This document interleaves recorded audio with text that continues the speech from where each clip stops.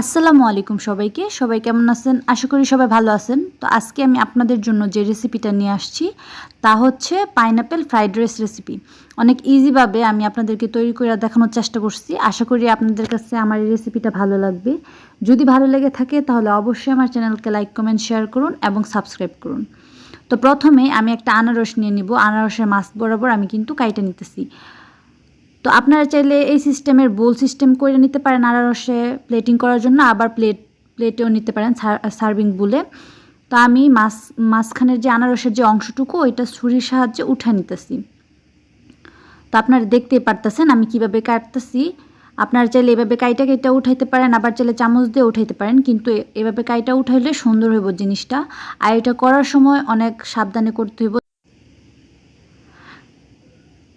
তো এবার আমি চামচের সাহায্যে ভিতরের অংশটুকু ভালো করে বের করে একটা ভুল সিস্টেম করে নিচ্ছি। আপনারা চাইলে প্লেটিংটা এভাবে করতে পারেন।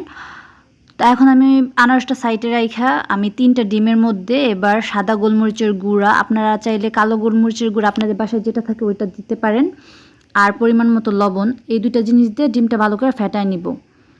তো ফ্রাইড রাইসে সাধারণত ডিমটা ইউজ করে সবাই, আপনারা চাইলে ডিম ইউজ করতে পারেন, নাও করতে পারেন। তা আমি এই জায়গাতে চিংড়ি মাছ নিয়ে নিচ্ছি। আমার চিংড়ি মাছগুলো কিন্তু বেশি ছোটও না আবার বেশি বড়ও না, মাঝারো সাইজের। তো এর মধ্যে আমি সাদা গোলমরিচের গুঁড়া আর দিয়ে দিতেছি 1 চামচের মতো সয়া সস। আর এই জায়গাতে আমি দিয়ে দিব, এই জায়গাতে একটা মশলা তৈরি করব, ওইটার মধ্যে দিয়ে দিব সাদা গোলমরিচের গুঁড়া, লবণ, আর হইতেছে কারি পাউডার। আপনাদের বাসায় যদি কারি পাউডারটা না থাকে তাহলে আপনারা হলুদ, মরিচ, জিরা, ধনিয়া সবগুলা মশলা একসাথে করে নিতে পারেন। আর দিয়ে দিব সয়া সস আর চিনি। তো সবগুলো উপকরণ মিশানো হয়ে গেলে এবার আমি প্যান বসাই দিব। প্যানে আমি ডিমটা ভালো করে ভাজে নিব।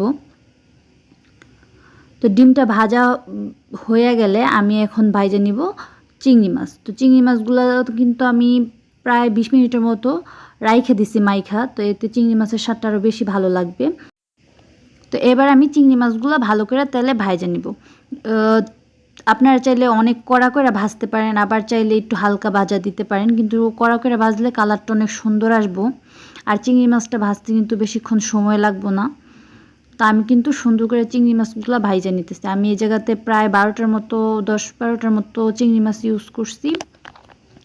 তো এখন চিংড়ি মাছগুলো ভাজা হয়ে গেলে প্যানের মধ্যে আমি আবার অল্প একটু তেল দিয়ে নিব। তেল দিয়ে এর মধ্যে আমি দিয়ে দিব হচ্ছে রসুন কুচি। আমি এই জায়গাতে প্রায় 6-7টা কোয়ার মতো রসুন কুচি ব্যবহার করছি। তো রসুন কুচিগুলো দিয়ে আমি প্রায় 1 মিনিটের মতো হালকা তাপে ভাইজা নিব। তো রসুন কুচিগুলা হালকা ভাজা হয়ে গেলে এর মধ্যে আমি 6-7টার মতো কাঁচামরিচ কুচি দিয়ে দিব। আপনারা চাইলে সবুজ কাঁচামরিচ আর লাল কাঁচামরিচ 2 রকমের কাঁচামরিচটা ইউজ করতে পারেন, কিন্তু আমি এই জায়গাতে শুধু সবুজ কাঁচামরিচটা ইউজ করছি, আমার কাছে লাল কাঁচামরিচ ছিল না।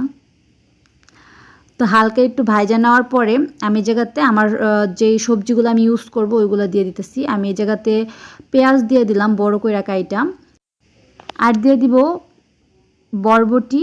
আর আমার কাছে আমি যেহেতু বাসায় থাকা উপকরণ দিয়ে করতেছি, আমি এই জায়গাতে লাল টমেটোটা ইউজ করতেছি। টমেটোটা গইলা যাওয়ার সম্ভাবনাই থাকে বেশি। তো সবজিগুলো কিন্তু বেশিক্ষণ আমি রান্না করব না। আর এই জায়গাতে দিয়ে দিব কাটা আনারস, ছোট ছোট করে কাইটা আমি তারপরে দিলাম। তো আমি কিন্তু শুধু একটু সটে করে নিতেছি সবজিগুলা, বেশিক্ষণ রান্না করলে সবজির কালারটা নষ্ট হয়ে যাব। তো এই জায়গাতে আমি দিয়ে দিতেছি রান্না করা ভাত। আপনারা চাইলে আজকে রান্না করতেছেন আজকে ভাতটা রান্না করে দিতে পারেন, আবার চাইলে কালকের ভাতগুলোও দিতে পারেন। তো এখানে আমি দিয়ে দিব একটা মশলা যে আমি তৈরি করে রাখছিলাম প্রথমে, ওই মশলাটা আমি এই জায়গাতে দিয়ে দিচ্ছি, যে সয়া সসের সাথে কারি পাউডার, তারপরে দিতেছে গোলমরিচের গুঁড়া, এগুলো যেগুলো মিক্স করছিলাম ওই মশলাটা আমি দিয়ে দিচ্ছি। তো এখন ভালো করে আমি ভাতের সাথে কিন্তু মশলাটা ভালো করে মিক্স করে নিব।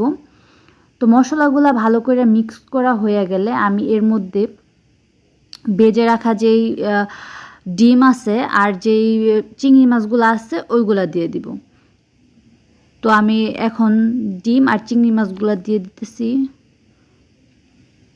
তো আপনারা চাইলে কিন্তু বাসায় ইজিভাবেই তৈরি করতে পারেন। আপনারা চাইলে ডিম দিতে পারেন, চিংড়ি মাছটা অ্যাভয়েড করতে পারেন, আবার চাইলে চিংড়ি মাছটা দিতে পারেন, ডিমটা না দিতে পারেন, আপনাদের ইচ্ছে মতো। আবার চাইলে চিংড়ি মাছের জায়গায় আপনারা মুরগির গোশত দিতে পারেন, আপনারা আপনাদের পছন্দ মতো রেসিপিটা তৈরি করতে পারেন। তো আমার কিন্তু রেসিপিটা করা হয়ে গেছে। আমি অনেক ইজিভাবে বাসায় থাকা উপকরণ দিয়ে কিন্তু চেষ্টা করছি আপনাদেরকে পাইনঅ্যাপেল ফ্রাইড রাইসের রেসিপিটা তৈরি করে দেখানোর জন্য। আশা করি আমার এই রেসিপিটা আপনাদের কাছে অনেক অনেক ভালো লাগবে। যদি ভালো লেগে থাকে তাহলে অবশ্যই আমার চ্যানেলকে সাবস্ক্রাইব করুন এবং লাইক করুন, আমি যেন আপনাদেরকে আরও নতুন নতুন ভিডিও উপহার দিতে পারি। তো সবাই ভালো থাকুন, সুস্থ থাকুন। আল্লাহ হাফেজ।